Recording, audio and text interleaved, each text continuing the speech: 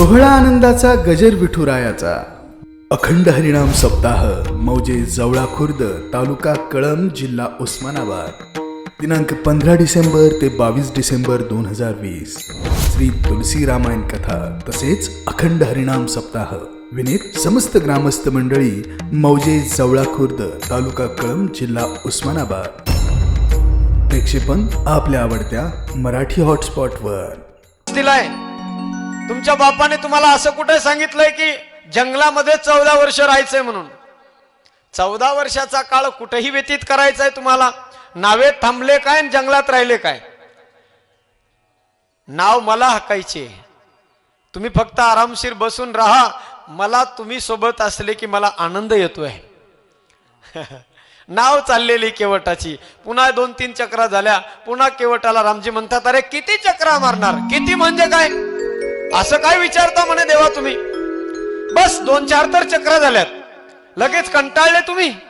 अहो देवा, ज्या वेळेला तुम्ही आम्हाला 184 योनीच्या फेऱ्या मारता, कधी आम्ही शिकायत केली का तुमच्याकडे? देवा आता खूप कंटाळल्यासारखं झालंय, अहो किती फेऱ्या मारणार? 84 लाख योनीतून आम्हाला फिरवता, फेऱ्या मारता, कधी शिकायत नाही करत आम्ही, आणि ते 4च फेऱ्या मारले तर कंटाळून गेले तुम्ही। अहो देवा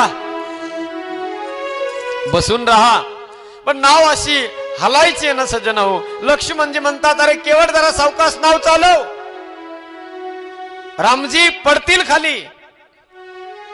केवट म्हणतो परमात्मा, मला माहितीये परमात्म्याला हो जर भीती वाटत असेल तर तुम्ही सांगा, लखन भैया परमात्म्याला सांगा तुम्ही माझ्या डोक्याला धरा म्हणून। परमात्म्याचे हात आपल्या डोक्यावरती ठेवून घेतोय। केवट म्हणतोय, लखन भैया मुझे पता है परमात्मा को तैरना नहीं आता, परमात्मा को केवल लोगों को तारना आता है।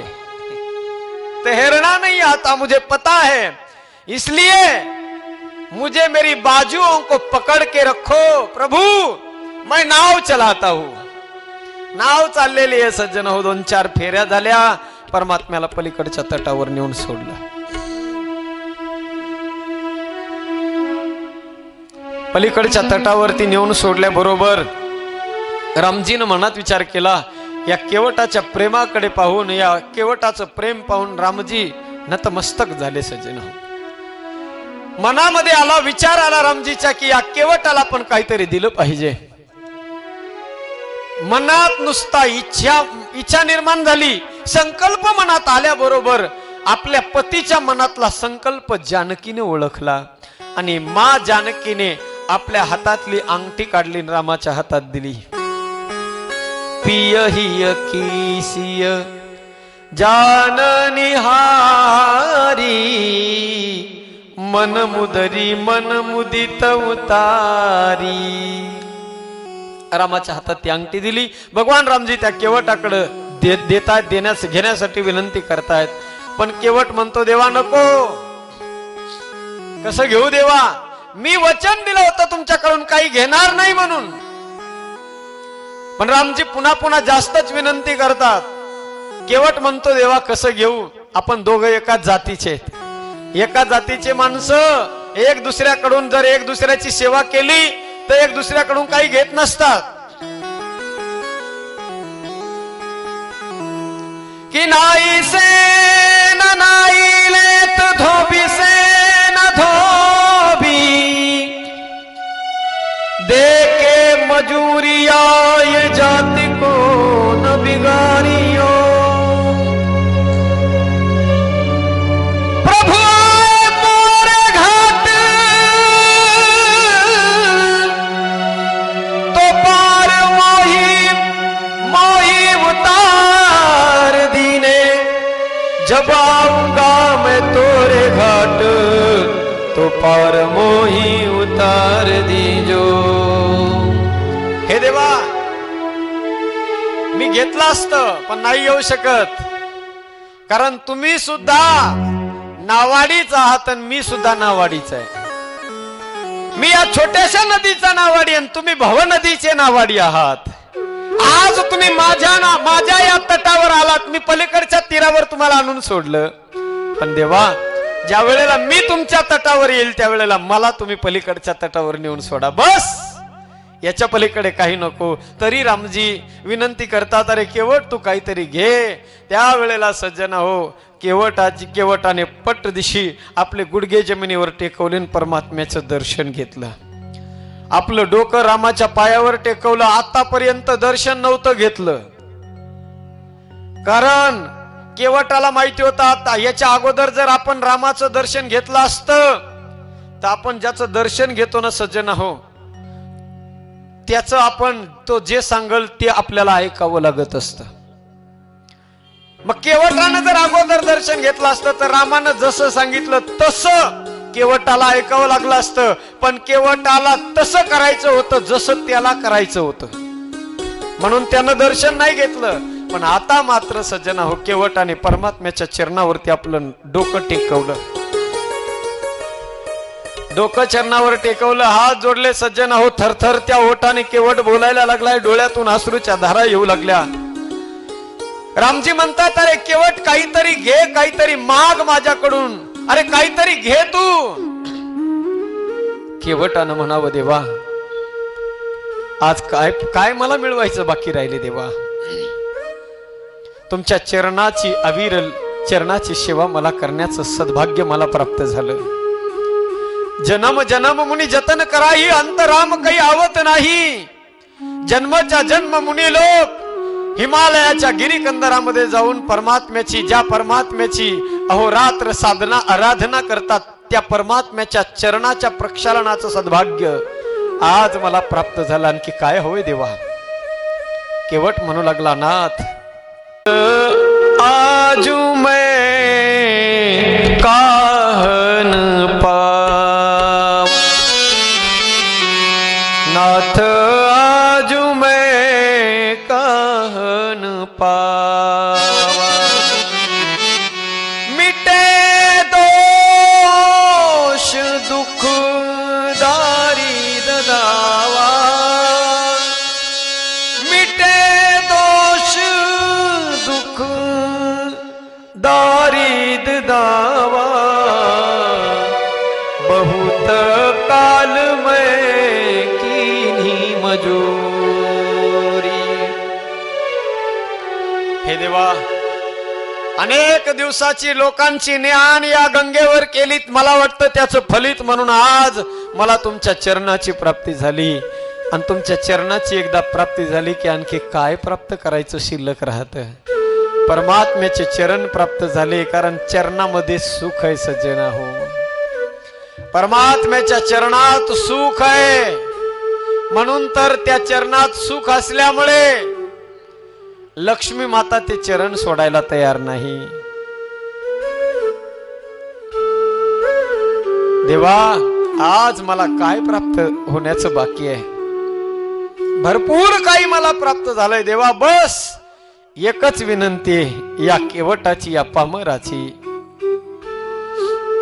ज्याप्रमाणे आता मी तुम्हाला पलीकडच्या तीरावरून अलीकडच्या तीरावर आणून सोडलं, 14 वर्षाचा वनवास पूर्ण झाल्यानंतर देवा एकच विनंती, या केवटाला पुन्हा एकदा आलिया तटावरून पलीकडच्या तटावर नेण्याची संधी द्यावी, एवढीच विनंती आहे.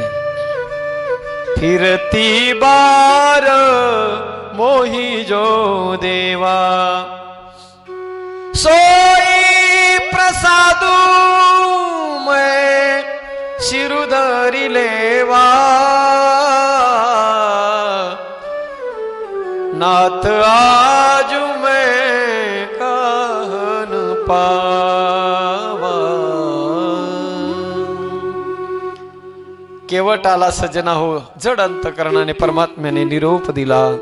लहान बालकाप्रमाणे केवट रडत रडत परत निघालाय.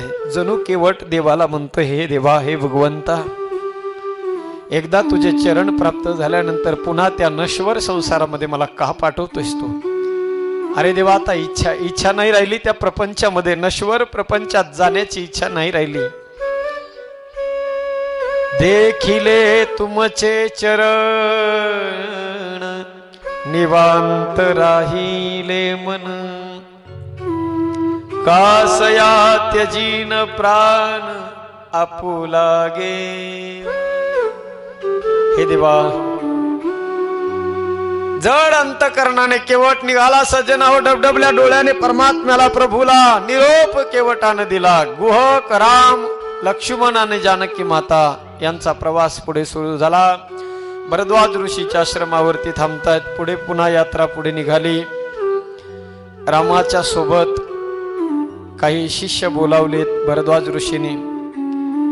पुढे भगवान रामजीची यात्रा निघाली. प्रयागराज तीर्थावरती रामजी येतात. अक्षय वडाचं दर्शन केलं. तिसरा मुक्काम तिथे केला. पुन्हा पुढे रामजीची यात्रा मुक्काम दर मुक्काम, मजल दर मजल करत करत भगवान रामजी वाल्मिक ऋषीच्या आश्रमावरती जात आहेत. भगवान परमात्मा वाल्मिकीला विचारतायत की हे ऋषीवर्य, मी कुठे राहू सांगा, मला राहण्याचं ठिकाण सांगा. त्यावेळेला वाल्मिकीजी म्हणतायत की हे देवा, हे भगवान, तुम्ही नाही असं कोणतं ठिकाण आहे?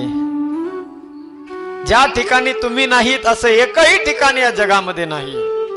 हरि व्यापक सर्वत्र समाना, सर्वत्र तुम्ही आहात. सर्वम खलविदम ब्रह्म. पण तरीही तुम्ही मला विचारताय, मला मोठेपणा दिला, म्हणून माझी विनंती देवा, तुम्ही अशा ठिकाणी राहा. कुठे? काही ठिकाण सांगितले वाल्मिकीजीने. जीन के समान समुद्र समान, कथा तुम्हारी सुभग सरिनाना,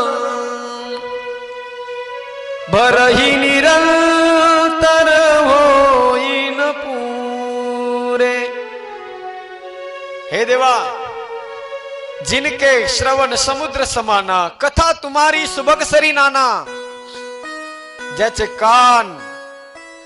कान तुमची कथा ऐकण्यासाठी समुद्राप्रमाणे आसुसलेले आहेत, ज्याचे डोळे तुमच्या दर्शनासाठी लालायित झालेले आहेत,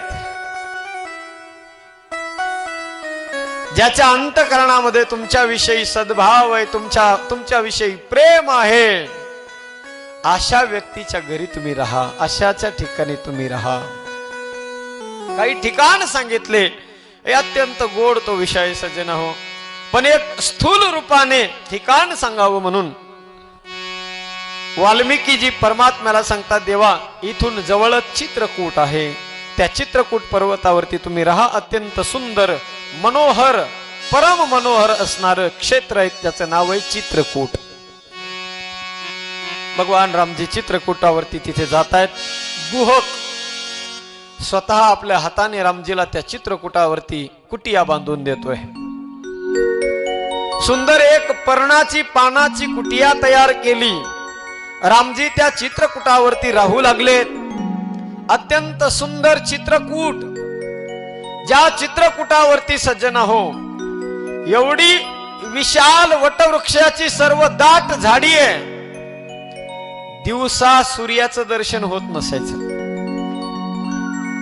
पूर्ण झाकाळलेला प्रदेश, उंच टेकडी, आणि त्या टेकडीवरती तिथे कुटिया बनवली परमात्म्याची चित्रकूटावरती. रामजी तिथे राहू लागले. 6 दिवस झाले आज वनवासाला येऊन. इकडे सुमंताने रथ आणला सज्जन हो.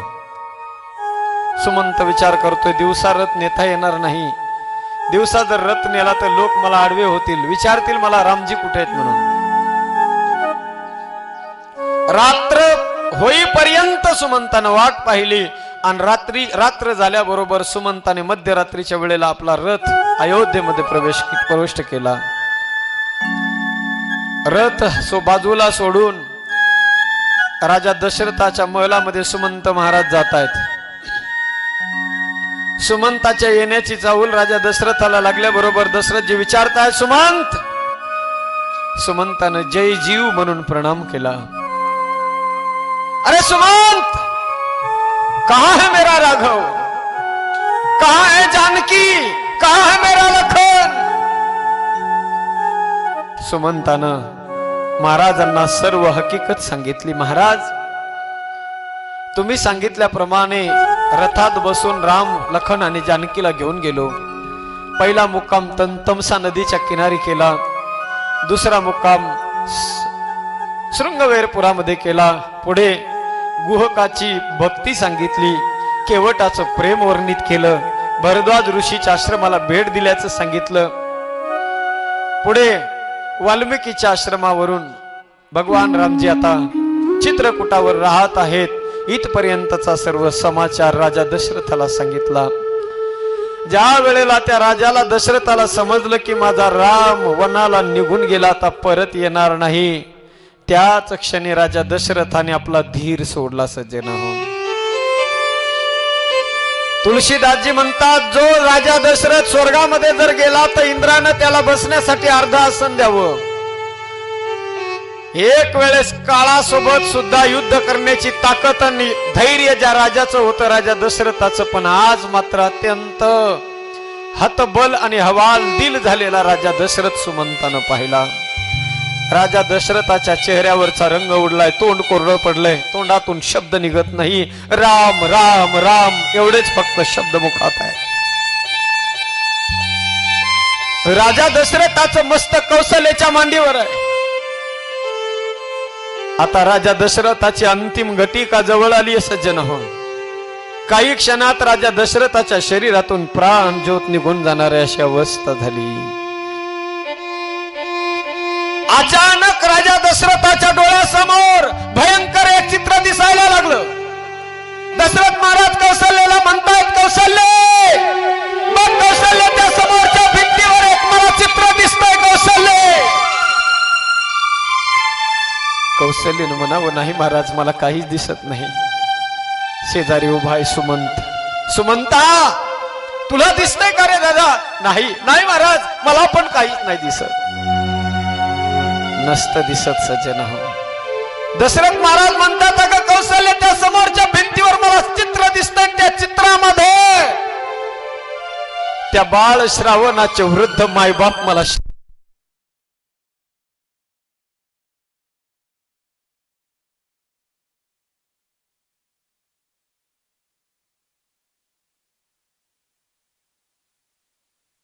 महाराज, दशरथ महाराज, दशरथ महाराज, दशरथ. शेवटची घटिका मोजत असताना सज्जन हो, राजा दशरथाच्या मुखातून शब्द निघतायत. कौशल्याला सांगू लागले, बघ कौशल्य, त्या समोरच्या भिंतीवर एक मला भयंकर चित्र दिसतंय, शापित चित्र मला दिसतंय. कौशल्य, ज्या चित्रामध्ये बाळ श्रावणाचे वृद्ध मायबाप मला श्राप देताना दिसतात. बघ कौशल्य. कौशल्यानं म्हणावं, मला दिसत नाही. सुमंताने सुद्धा म्हणावं, महाराज, आम्हाला दिसत नाही. ते कसं दिसणार सज्जन हो? आपल्या अंतकाळाच्या वेळेला आपलं चित्र आपल्याला दिसत असतं, ते दुसऱ्याला दिसत नसतं.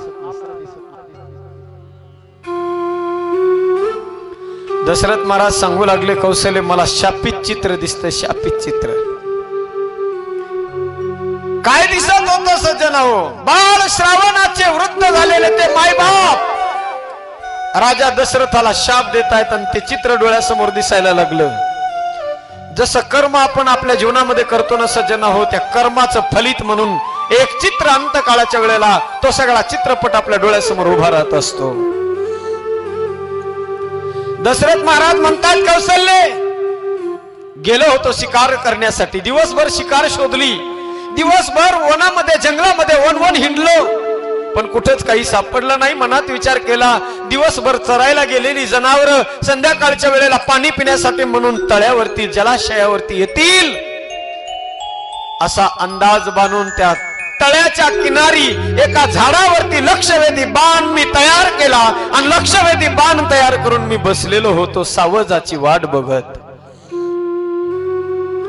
एखाद सावज येईल आणि त्या सावजाला मी बाण मारेल असा उद्देश डोळ्यासमोर घेऊन बसलेलो असताना झाडावर कौशल्य अचानक कानावरती बुडबुड बुडबुड असा आवाज आला. बुड बुड कमंडलूच्या शक्ती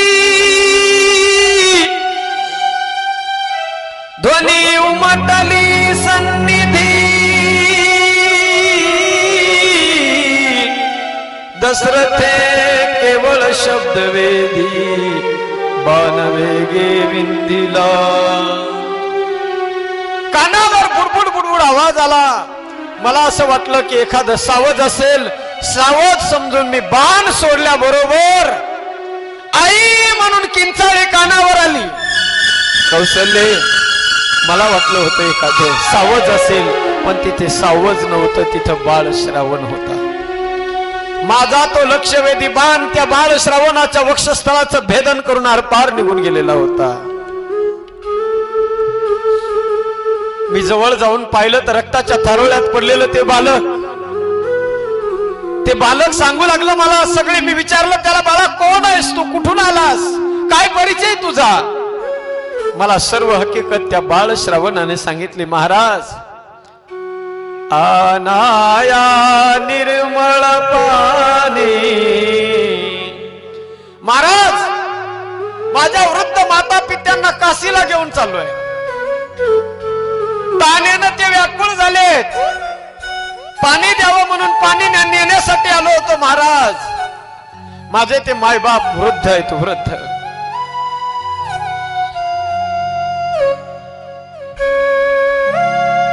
आहेत अंध ते दोन्ही,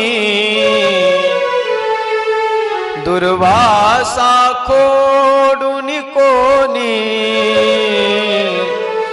ही विनंती तुमच्या पायी, मज मागारी करा तुम्ही सांभाळ. होनिया श्रावण बाळ, शर आला तो धावून आला श्रावण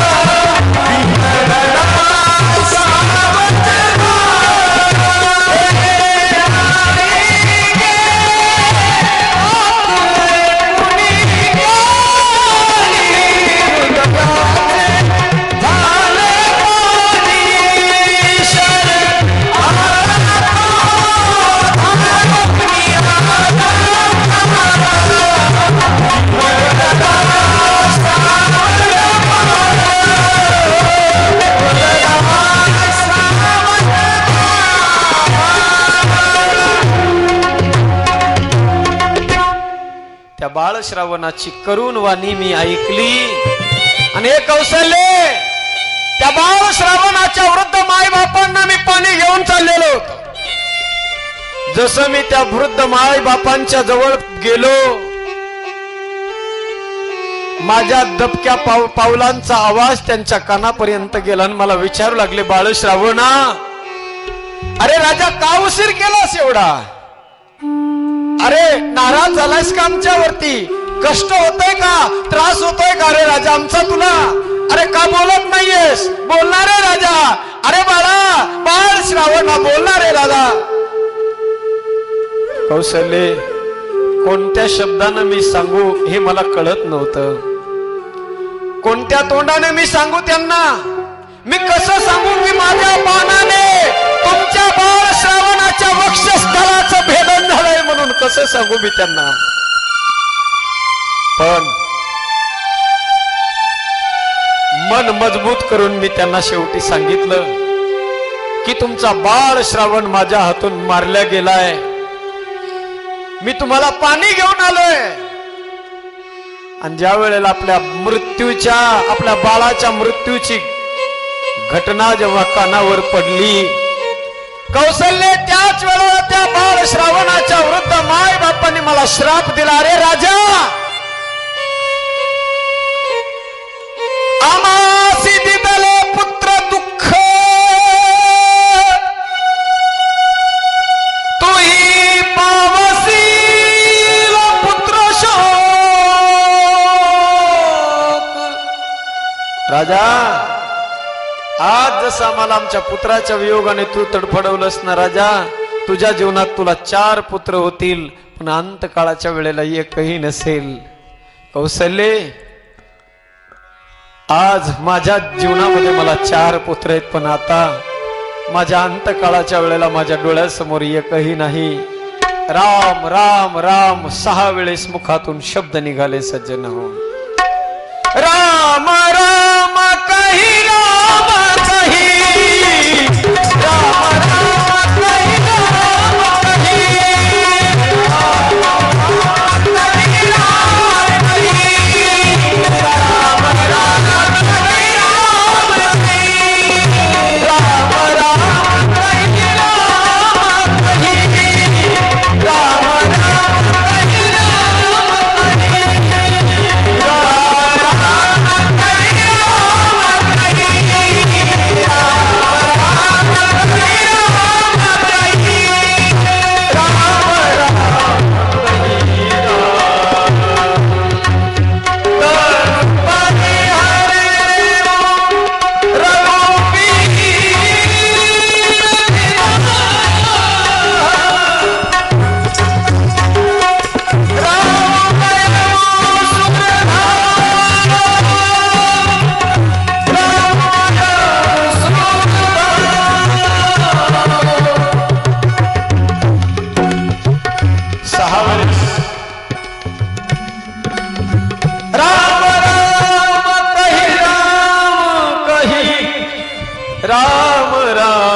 कही राम, तनु परिहरे रघुबीर बिरह, राम गयऊ सुरधाम. 6 वेळेस राम राम शब्द मुखातून निघाले. राजा दशरथाची प्राणज्योत भगवत स्वरूपामध्ये विलीन झाली. सर्व अयोध्येवरती दुःखाचं सावट निर्माण झालं. आक्रांत झाला सर्व अयोध्या. दुःखाच्या पुरामध्ये नाहून निघाली. धाय मोकलून सर्व लोक रडायला लागले. सर्व लोक कैकेयीला दोष द्यायला लागले. धाय मोकलून रडतायत सर्व लोक. दशरथ महाराजाचं शरीर तेलाच्या कढईमध्ये ठेवण्यात आलं. भरताला निरोप दिला. भरताला रथ पाठवलाय मामाच्या गावावरून आणण्यासाठी. येत असताना मध्ये काही अपशकुन भरताला होऊ लागले. पण ज्या वेळेला भरतजी आले सज्जन हो, अयोध्येत आल्याबरोबर भरताचं स्वागत करण्यासाठी म्हणून भरताला झालेली घटना काहीच कळू नये म्हणून कैकेयी सज्जन हो सजवलेली थाळी सजवलेलं पूजेचं ताट घेऊन भरताचं स्वागत करण्यासाठी आली. भरताचा रथ अयोध्येत आल्याबरोबर त्या रथाला आडवी जाणारी सगळ्या अयोध्येतून फक्त एकच महिला होती, ती होती कैकेयी. बाकी कोणीही नाही. भरताने ज्या वेळेला अयोध्येमध्ये प्रवेश केला, अयोध्येत प्रवेश झाल्याबरोबर एरवी ज्या गल्ल्या, एरवी जे रस्ते लोकांनी गजबजून गेलेले असायचे, त्या रस्त्यावर सगळा सुखसुकाट दिसला.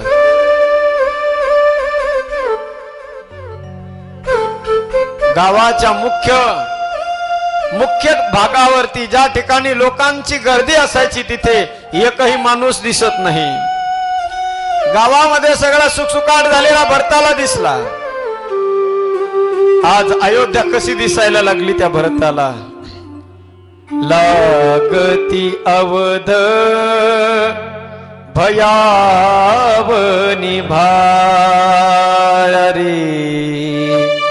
लागती अवध भयावनी भारी.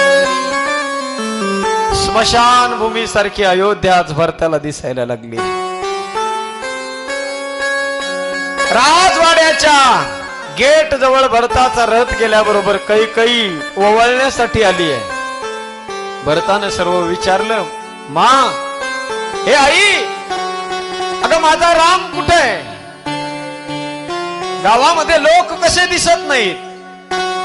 कैकेयीने सगळं सांगितलं. बेटा भरत, आज फार भयंकर घटना होणार होती सगळी, पण मी जरा सावरण्याचा प्रयत्न केला. गडबड झाली. तुझ्या प्राणप्रिय रामाचा राज्याभिषेक होणार होता, पण काही कारणास्तव रामाला 14 वर्षासाठी वनवासाला जावं लागलं. वनवास शब्द ऐकला सज्जन हो. भरताची अवस्था तुलसीदासजी म्हणतात भयानक झाली आहे. ज्या वेळेला भरताला सगळं समजलं की या कैकेयीनं वरदान मागून घेतले, आणि कैकेयीनं वरदान मागून घेतल्यामुळे राजा दशरथाचा राम वियोगाने तडफडून मृत्यू झाला हे जेव्हा कळालं, त्यावेळेला भरताला अतोनात वेदना झाल्या सज्जन हो. तात तात हा तात पुकारी, परे भूमि तल व्याकुल भारी, परे भूमि तल व्याकुल भारी. तात तात हा तात पुकारी. तात तात म्हणून आपल्या बापाच्या नावानं भरतजी तडफडायला लागले, जमिनीवरती लोळायला लागले सज्जनाहून. जेव्हा समजलं की रामही अयोध्या सोडून वनाला निघून गेला, धाय मोकलून रडायला लागले. जे ताट त्या कैकेयीनं ओवाळण्यासाठी आणलं होतं ते ताट त्या भरताने भिरकावून लावलं. अरे कोण्या तोंडानं तुला आई म्हणावं? अगं जन्माला घालण्याच्या अगोदर पोटात असतानाच मला मारून का टाकलं नाहीस? हा दिवस मला बघण्यासाठी का म्हणून तू जिवंत ठेवलंस? आई नाहीयेस तू, आई नावाला कलंक आहेस तू, कलंक आहेस. ज्या वेळेला तू वरदान मागत होतीस त्या वेळेला तुझी जीभ धरून का नाही पडली? नको नको ते अपशब्द भरतजी बोलायला लागले सज्जन हो. धाय मोकलून भरतजी रडतायत. परमात्मा राम, प्राण प्रिय परमात्मा भरताला सोडून गेलाय. जो भरत रामाला सोडून क्षणभरही राहू शकत नव्हता, त्या भरताला राम 14 वर्ष सोडून गेला. अहो, ज्या भरताच्या जीवनामध्ये बापाचं वात्सल्य कमी मिळालं, बापाचं प्रेम सुद्धा कमी होतं, एवढं प्रेम ज्या भरतावर माझ्या रामानं केलं.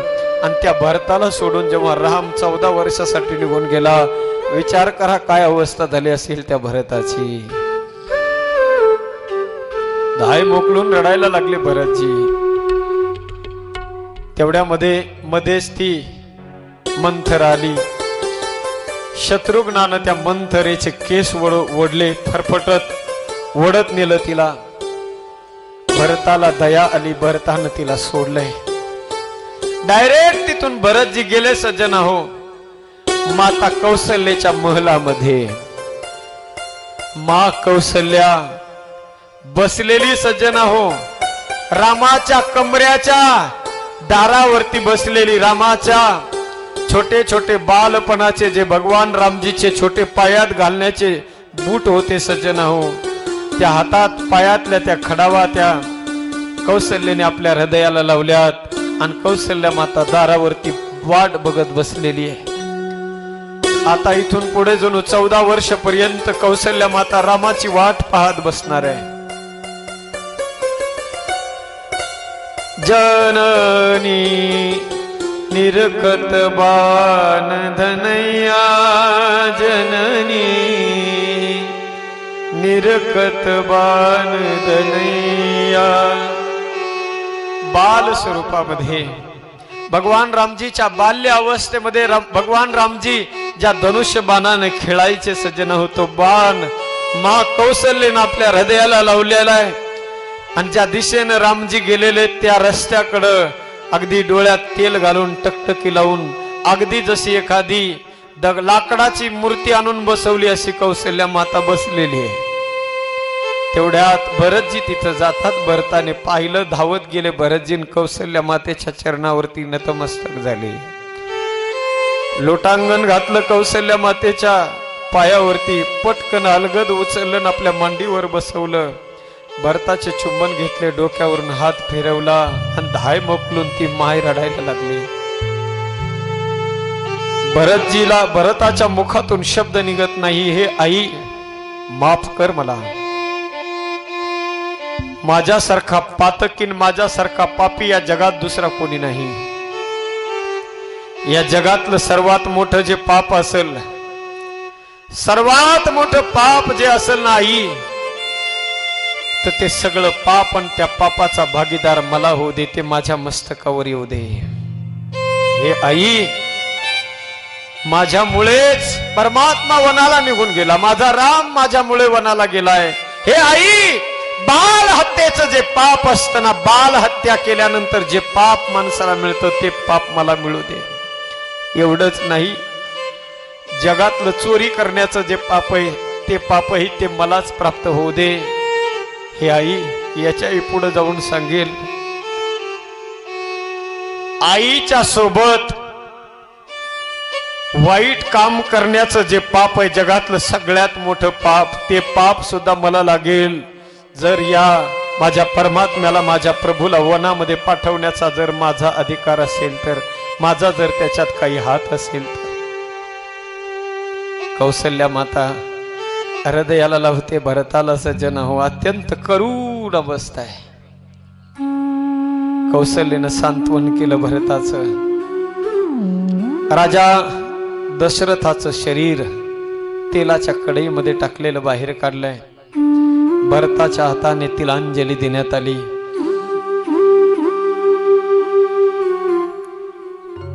सभा भरलेली आहे आणि भरलेल्या सर्व सभेमध्ये शोक सभा भरली आहे, शोक सभा.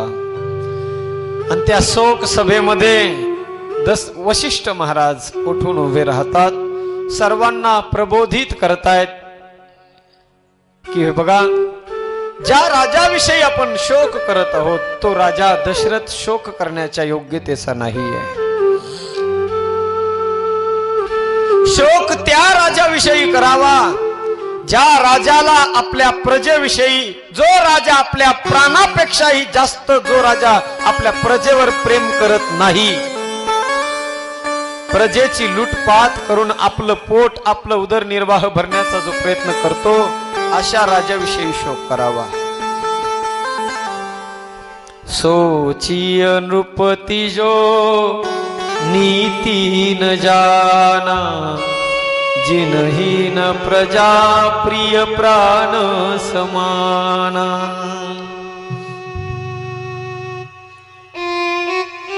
राजाविषयी काय शोक करावा. हे अवधवासी लोक हो, या जगामध्ये कोणी जरी असला तर प्रत्येकाला जावं लागणार आहे. आया है सो जाएगा राजा रंक फकीर. इथे या जगामध्ये कोणीही कायमस्वरूपी राहण्यासाठी आलेलं नाही. कोणी 50 वर्ष, कोणी 60 वर्ष, कोणी 80 वर्ष, कोणी 100 पर्यंत जाईल. पण एक ना एक दिवस प्रत्येकाला जावं लागणार आहे. नजर कर झुरियों पर शेर के सिमटे हुए रुख पर, ये वो बिस्तर है जिस पर दम तोड़ा तेरी नौजवानी ने. या जगामध्ये कोणीतरी असला प्रत्येकाला जावं लागणार आहे. ज्या पंचमहाभूतापासून हे शरीर निर्माण झालंय, एक ना एक दिवस से की ज्याचा त्याला देणे आहे. क्षितिजल पावक गगन समीरा, पंचरचित अति अधम शरीरा. पृथ्वी, आप, तेज, वायू आणि आकाश या पंचतत्वापासून बनलेलं माणसाचं शरीर आहे. कोणाचं जरी असलं तरी ते 5 जणांचं तयार झालंय ना. ज्या 5 जणांपासून तयार झालंय त्या 5 जणाला ते द्यावं लागते. परमात्म्याचं, देवाचं वरून बोलावून आलं ना सज्जन हो, की या जगाचा निरोप घेऊन प्रत्येकाला जावं लागणार आहे.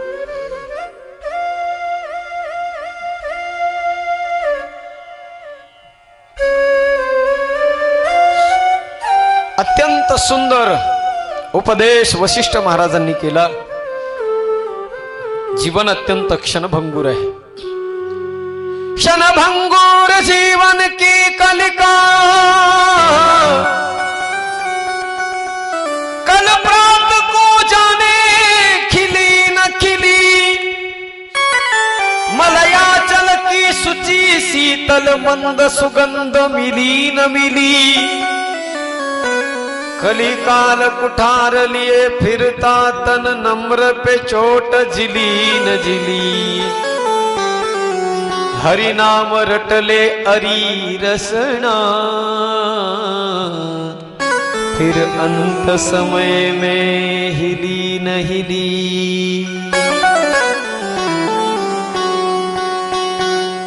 आएगा जब हो,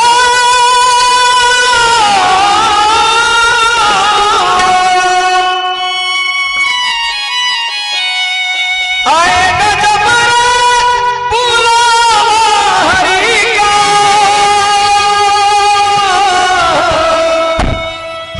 छोड़ के सब कुछ जाना पड़ेगा. छोड़ के सब कुछ जाना पड़ेगा. छोड़ के सब कुछ जाना पड़ेगा. हो, छोड़ के सब कुछ जाना पड़ेगा.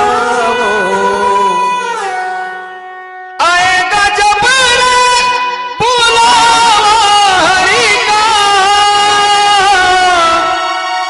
छोड़ के सब कुछ जाना पड़ेगा. ये जिंदगी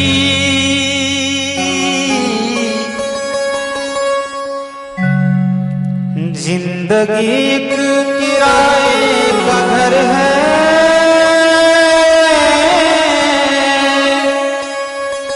जिंदगी एक किराए का घर है. एक ना एक दिन बदलना पड़ेगा. अरे मौत जब तुझको आवाज देगी, घर से बाहर चलना पड़ेगा. घर से बाहर चलना पड़ेगा. घर से बाहर चलना पड़ेगा.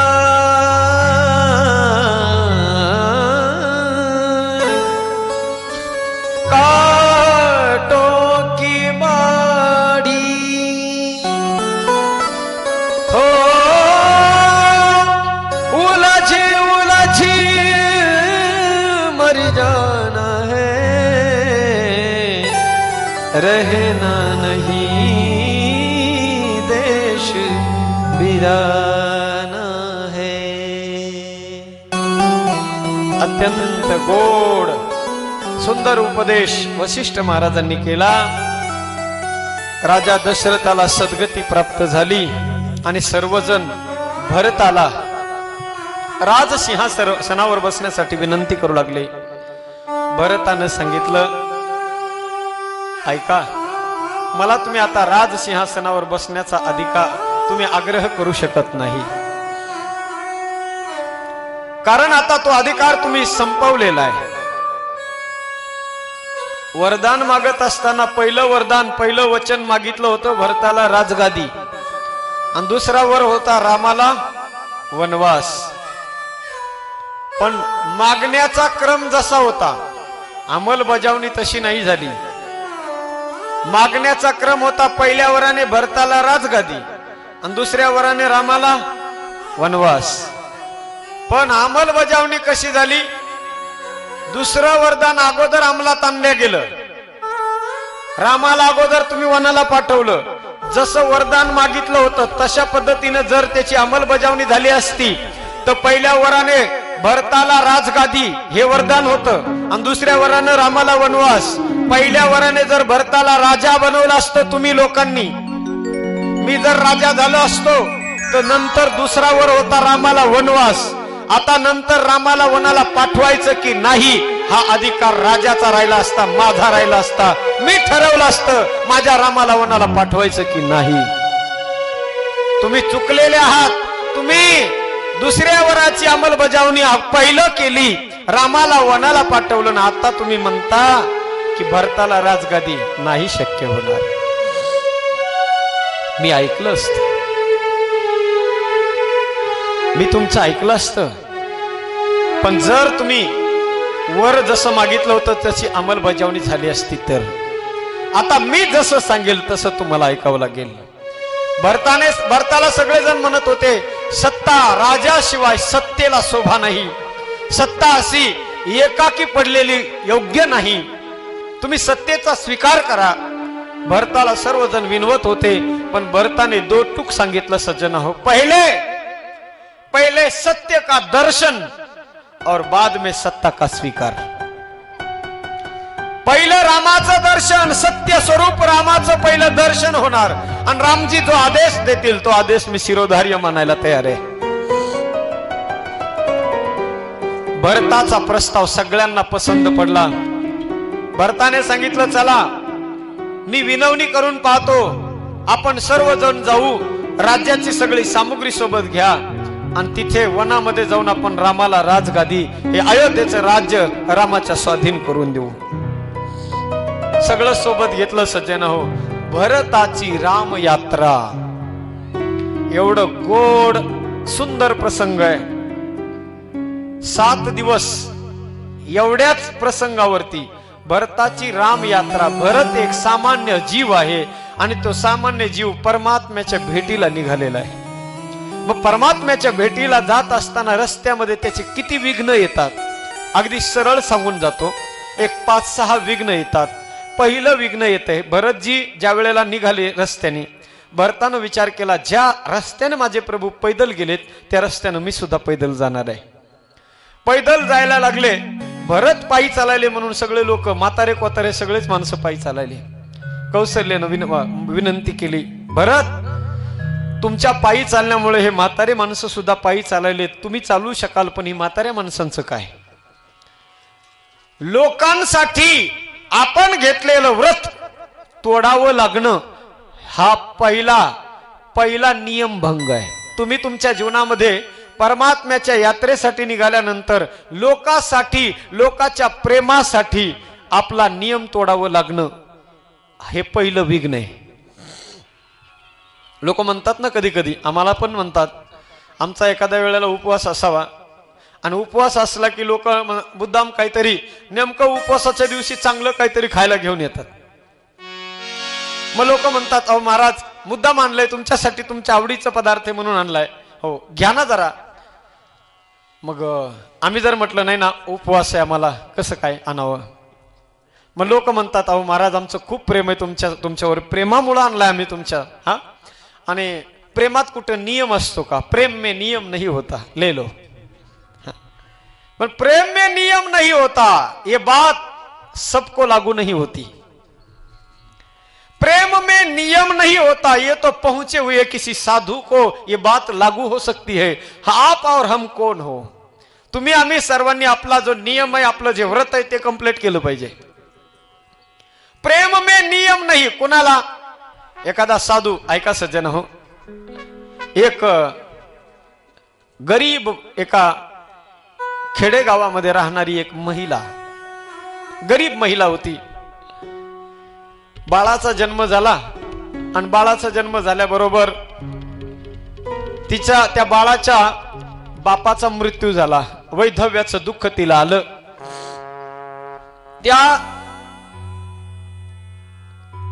बाईनं लहानचं मोठं केलं त्या बाळाला. लोकांच्या शेतात मोलमजुरी करायची आणि आपला उदरनिर्वाह ती भागवायची. ती ज्या गावामध्ये राहत होती त्या गावाच्या बाजूला एक मठ होता आणि त्या मठामध्ये बाबा फरीद नावाचे मुस्लिम संत राहत होते. अत्यंत सुंदर पोहोचलेला महात्मा होता. आणि त्या स्त्रीला माहिती होतं की त्या बाबा फरीद जे संत आहेत ते फार मोठे संत आहेत, महान संत आहेत. एक दिवस त्या बाईचा जो छोटासा मुलगा होता त्या मुलाचा वाढदिवस होता. मग आपल्या मुलाचा वाढदिवस, महात्म्याची सेवा, महात्म्याला आपण काहीतरी घेऊन जाऊन महात्म्याच्या पायाजवळ चरणाजवळ तिथे आपल्या बाळाचा वाढदिवस साजरा करावा म्हणून त्या माय माऊलीनं ठरवलं. पण मग कसं जावं? मोकळ्या हाताने साधू जवळ गेलं नाही पाहिजे म्हणून तिनं काय केलं, तिला माहिती होतं या बाबा फरीद जो है उनको जलेबी खाना बहुत पसंद लगता था, बहुत मजा आता था उसमें, जलेबी बहुत पसंद है ये उसे पता था. तो वो बाजार से जो एक एक पैसा करके उसने जो इकट्ठा किए थे पैसे, उस पैसों से उसने जलेबी ली. जिलेबी तिने घेतली, गेली त्या बाबाकडे. बाबा, हाँ बाबा, ये मेरा छोटा बच्चा है और इस मेरे बच्चे के आज सालगिरह है. मैंने सोचा कि चलो आपके पास ही आकर के मेरे बच्चे की सालगिरह मैं मनाऊं, तो मेरे बच्चे को लेकर के आई हूं. और हाँ बाबा, मैंने सुना था कि आपको जलेबी बहुत पसंद है, इसलिए मैंने आपके वास्ते ये जलेबी लाई है. ते जिलेबीचं गाठोडं त्या बाबा फरीदच्या समोर त्या स्त्रीनं ठेवलं. जिलेबी समोर ठेवल्याबरोबर बाबा बोलले, अरे माँ आपने ये क्या कर दिया? बोले क्या हो गया? अरे मैया आज मैं जलेबी नहीं खा सकता. बोली क्यों? बाबा फरीद ने कहा कि आज तो मेरा रोजा है, रोजा, आज मैं जलेबी कैसे खाऊं, मेरा रोजा टूट जाएगा. ओ बूढ़ी माँ, उसके आंखों से आंसू आ गए. बाबा माफ करना. उचललं तिने ते गठोड आणि आपल्या जवळ घेतलं. बाबा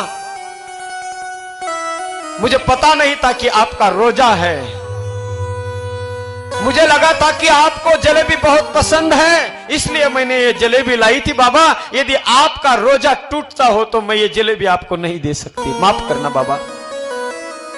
एक क्षणभर विचार केला त्या महात्म्यानं आणि दुसऱ्या क्षणाला सांगितलं, अरे लाओ जलेबी. नहीं बाबा, जलेबी मैं तुम्हें कैसे दूं? तुम्हारा रोजा टूटेगा, तुम्हारा खुदा नाराज हो जाएगा. बाबा फरीद ने कहा, अरे मार गोली उस खुदा को, मेरा खुदा तो तब भी नाराज हो जाएगा जब तेरा दिल टूटेगा तो मेरा खुदा नाराज हो जाएगा. घेतली जिलेबी सज्जन हो, नियम मोडला. आपलं तसं नाही. उपवास असला, सोमवार घरामध्ये चांगला मेनू झाला की झाला, आजचे दिवस काय नाही, एक सोमवार सुटला तर काय होते, लगे आपण सोडायला तयार होतो. व्रतभंग, परमात्म्याच्या यात्रेत व्रतभंग होणं हे पहिलं विघ्न आहे. दुसरं विघ्न येतं सज्जन हो, शृंगवेरपुरामध्ये पोहोचल्यानंतर त्या शृंगवेरपुराचा जो राजा आहे गुहक, त्या गुहकाला भरताविषयी डाऊट आला. भरताला त्या गुहकाला वाटलं की भरत सेना सैन्य सोबत घेऊन चाललाय, सामग्री सोबत घेऊन चाललाय. त्या अर्थी भरतजी रामासोबत लढाई करण्यासाठी चालले. विनाकारण कोणाच्या तरी अंतकरणामध्ये आपल्याविषयी गैरसमज निर्माण होणं हे परमात्मा यात्रेतलं दुसरं विघ्न आहे बघा. धावत्या ओघात सांगतो. तिसरं विघ्न सूर्य तत्व. देवता लोकांनी इंद्राने ऊन कडक पाडायला सुरुवात केली. रस्त्यामध्ये काटे टाकण्याचा प्रयत्न केला. भरत रामापर्यंत गेला नाही पाहिजे.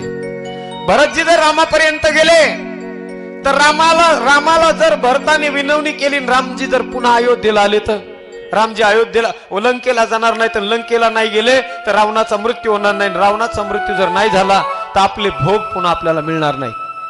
देवता लोकांनी गैरसमज निर्माण केला आणि रस्त्यामध्ये संकट टाकण्याचा निर्माण करण्याचा प्रयत्न केला. पण नारदाने सांगितलंय बघा देवता लोकांनो, परमात्मा जर तुम्ही परमात्म्याला शिव्या जरी दिल्या तरी तो सहन करेल, पण परमात्मा आपल्या भक्ताला दिलेला त्रास कधी सहन करत नाही. जो अपराध भगत करही आणि राम रोष पावक सोजरही. इंद्राधिक देवता लोकांनी सूर्य तत्वाने विरोध करणं आणि पुढे गेल्यानंतर तर डायरेक्ट घरच्याच लोकांनी विरोध केला. कुणी? स्वतः लक्ष्मणाने. लक्ष्मणाला जेव्हा समजलं की भरत आलाय, सैन्य घेऊन आलाय, लक्ष्मणजी म्हणताय प्रभु क्या समझता है वो भरत अपने आप को? उसने हमें वहां अयोध्या में भी नहीं रहने दिया और यहाँ वन में भी चैन से रहने नहीं देना चाहता है. क्या समझता है वो भरत अपने आप को? आने दो प्रभु, आज मैं उसे दिखा दूंगा. आज रणांगन में मैं उसे दिखा दूंगा कि मैं भी कौन हूं. प्रभु लक्ष्मण जी म्हणता है प्रभु विषयी जीव को जब प्रभुता प्राप्त होती है तो बड़े बड़े छक जाते हैं. इस भरत को पद मिला है इसलिए इसे मद आया हुआ है. और क्या समझता है? आने दो उसे दिखा दूंगा मैं भी. हमने भी हाथ में चूड़ियां पहन के नहीं रखी है. सेना से ही गैरसमज निर्माण होणं. आपलेच लोक ज्या वेळेला आपल्याला विरोध करायला सुरुवात करतात समजावं तुमची यात्रा आता अत्यंत जवळ आलेली आहे. यात्रा जवळ आलेली आहे. संतांना विरोध लोकांपासून लोकांनी नंतर केला. संतांना विरोध पहिला घरूनच झाला, जवळच्या लोकांपासूनच. कोणी ते म्हणणं कोणी तयार केलंय काय माहित नाही, पण अगदी सत्य बघा ते. हमें तो अपनों ने लूटा, गैरों में कहां दम था. खरे ना. आग तो अपने ही लगाते हैं, गैर तो सिर्फ हवा देने का काम करते हैं. आग लगाने का काम तो अपने ही लोग करते हैं. आपल्याच माणसानं विरोध केला लक्ष्मणानं. त्यावेळेला सज्जन हो, रामजी भरताला म्हणतायत भरत लखन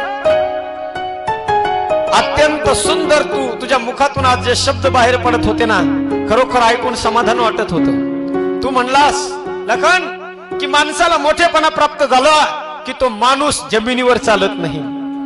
त्याला पद प्राप्त झालं की मद येतो, मदोन्मत्त होत असतो माणूस. खरंय लखन, 100% तू खरं बोललास. पण ऐक लखन, ये बात सबके लिए लागू हो सकती है लेकिन मेरे भरत के लिए ये बात लागू नहीं हो सकती.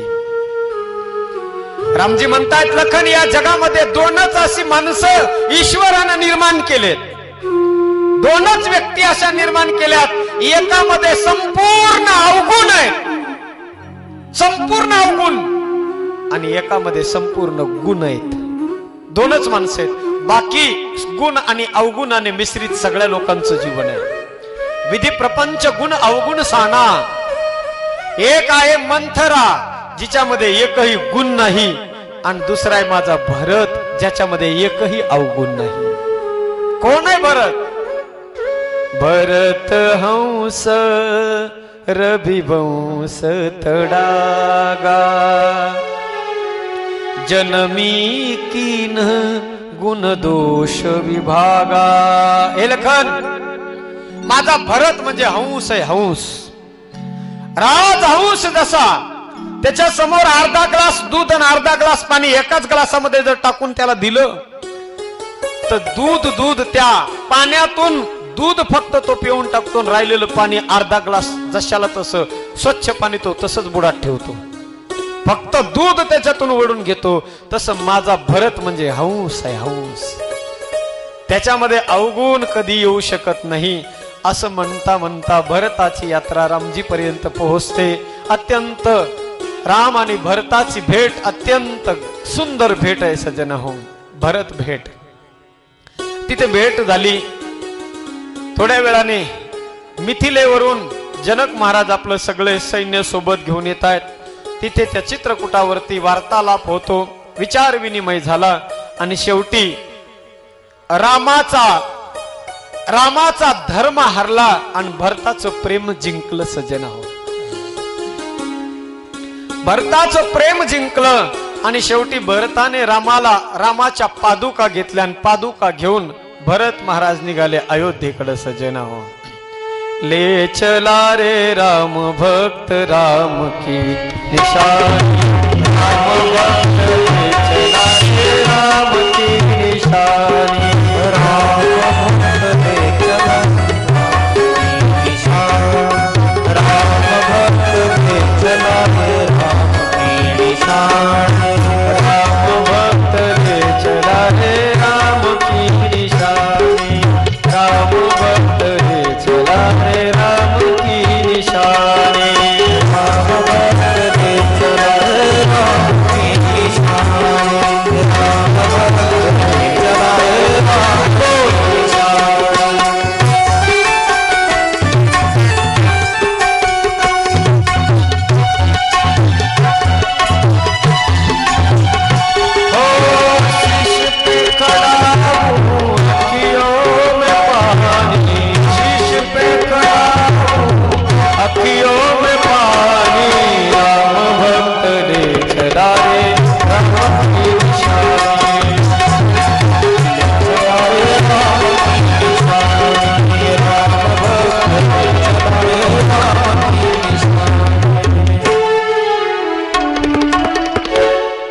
जणू राम आणि जानकीला सोबत घेऊन चाललोय अशी अवधारणा अंतकरणामध्ये धरून भरतजी महाराज त्या दोन पादुका घेऊन जातात. पादुका राजसिंहासनावर ठेवल्या. काही दिवस अयोध्येमध्ये राहून भरतजी महाराज नंदीग्रामामध्ये येऊन राहू लागले. भरताचा अगाध महिमा भगवान रामजीनं वर्णित केला आणि इथे गोस्वामी तुलसीदासजींनी अयोध्या कांडाला पूर्णविराम दिला. अरण्यकांडाच्या प्रारंभी भगवान रामजी बसलेले एकांतामध्ये शृंगाराचं वर्णन आलेलं आहे. तिथे इंद्राचा पुत्र जयंत जानकीच्या पायाला चोच मारून जातो. रामाने एक गवताचा तिनका बाण तो मागे सोडला, त्रिभुवनात फिरला, चौकड फिरून आला, पण कुठेही त्याला आश्रय मिळाला नाही. नारदानं पाहिलं. नारद देखा बिकल जयंता, लागी दया कोमल चित संता. नारदाला दया आली आणि नारदाने सज्जन हो त्याला मार्ग सांगितला की ज्याचा अपराध केलास त्याचे जाऊन तू पाय धर. पुन्हा गेला तो परमात्म्याकडे. तुलसीदासजी म्हणतात, एक नयन करीत जा भवानी. अपराध केला ना, अपराध भक्ताचा केला म्हणून. जर देवाचा अपराध केला असता तर त्याला काही केलं नसतं, पण भक्ताचा अपराध केला म्हणून एक नयन करीत जा भवानी. इंद्राचा पुत्र जयंत कावळ्याचं रूप घेऊन गेला होता. कावळ्याचं रूप. एक तो तिनका तो बाण त्याच्या डोळ्याला मारला म्हणून आज सुद्धा कावळ्याला एकाच डोळ्याने दिसते. एकाच डोळ्याने तो सगळीकडे पाहतो. अत्यंत चतुर चाणाक्ष असतो तो कावळा. गोड तो प्रसंग तुलसीदासजींनी रंगवला. त्यानंतर भगवान रामजी अत्रि ऋषीच्या आश्रमावर जातात. तिथे अत्रि ऋषी भगवान रामजीचं स्वागत करतात, स्तुती गायली भगवान रामजीची. नमामि भक्तवत्सलं कृपालुशीलकोमलं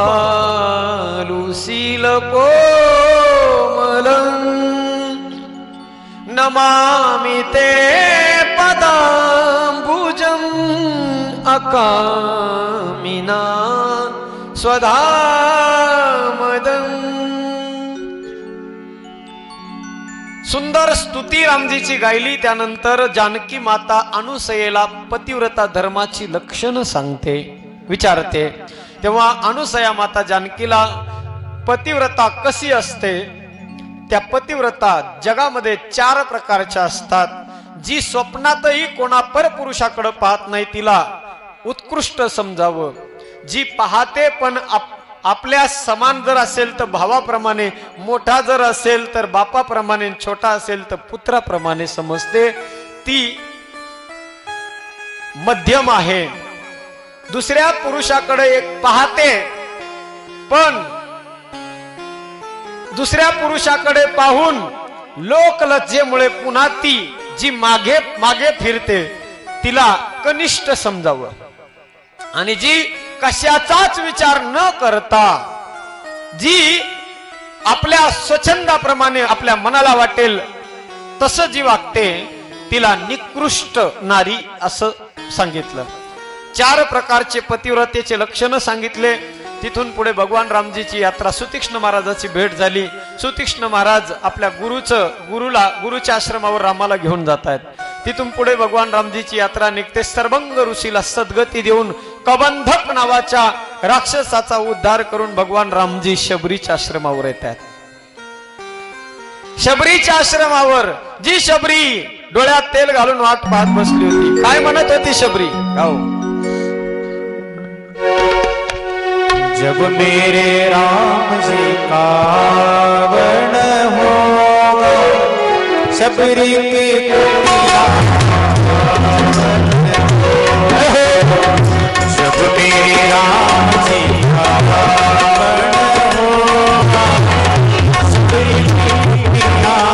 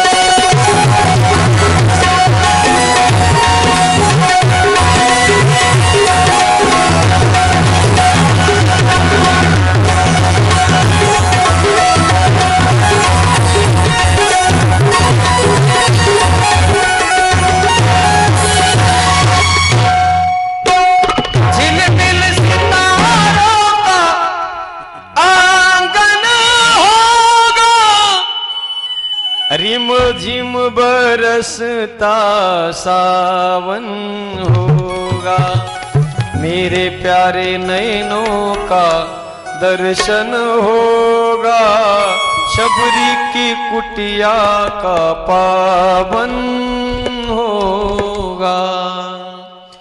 शबरीच्या आश्रमावरती रामजी जातात. तुलसीदासजी म्हणतात,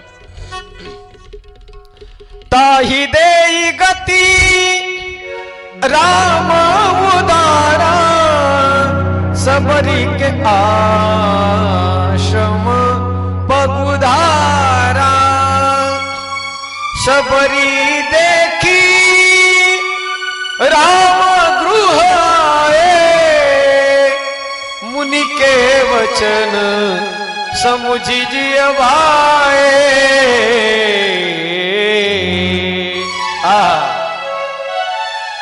राम आले आहेत.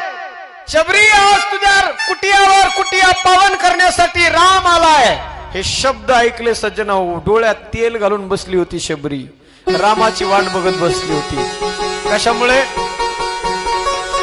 रामाचं दर्शन व्हावं म्हणून नाही. शबरी रामाचं दर्शन व्हावं म्हणून डोळ्यात तेल घालून वाट बघत नव्हती. ज्या वेळेला त्या शबरीचे गुरु, त्या गुरुनं सांगितलं होतं, शबरी आयुष्यभर मी परमात्म्याची भक्ती केली पण मला भेट झाली नाही, पण तू भाग्यवान आहेस शबरी, तुला परमात्म्याची भेट होणार आहे. एवढंच फक्त सांगून गुरु महाराज निघून गेले होते. सज्जनो, गुरुचा शब्द कानावरती पडला आणि ते शब्द तिनं हृदयात साठवून ठेवले होते. माझ्या गुरुनं सांगितलंय की परमात्मा मला भेटायला येणार आहे. कधी येणार? आज येणार, उद्या येणार, वर्षानं येणार, 10 वर्षांनी, कधी येणार नव्हतं सांगितलं माबा. कधी सोहळा आनंदाचा गजर विठुरायाचा. अखंड हरिनाम सप्ताह मौजे जवळा खुर्द, तालुका कळंब, जिल्हा उस्मानाबाद. दिनांक 15 डिसेंबर ते 22 डिसेंबर 2020. श्री तुलसी रामायण कथा तसेच अखंड हरिनाम सप्ताह विनीत समस्त ग्रामस्थ मंडळी, मौजे जवळा खुर्द, तालुका कळंब, जिल्हा उस्मानाबाद. प्रक्षेपण आपल्या आवडत्या मराठी हॉटस्पॉटवर.